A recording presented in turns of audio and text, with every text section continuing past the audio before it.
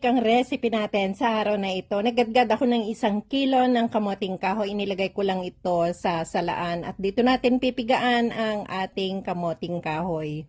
Sa isang lalagyan, maglalagay ako dito ng 3 itlog, 1 teaspoon ng vanilla extract, budburan ng konting asin.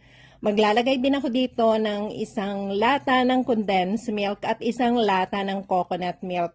Haluin lang natin para mag-combine at ibuhos natin ito sa ating kamoting kahoy.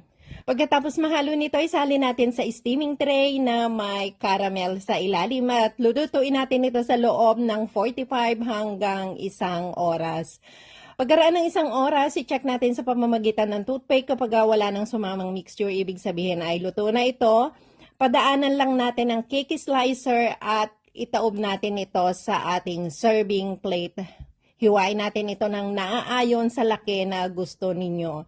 Kung umabot ka sa parting ito ng panonood ng videos, ibig sabihin ay nagustuhan mo ang aking video recipe. Huwag kalilimutang i-comment sa ibaba kung taga saan ka para alam ko kung hanggang saan umaabot ang aking video recipe.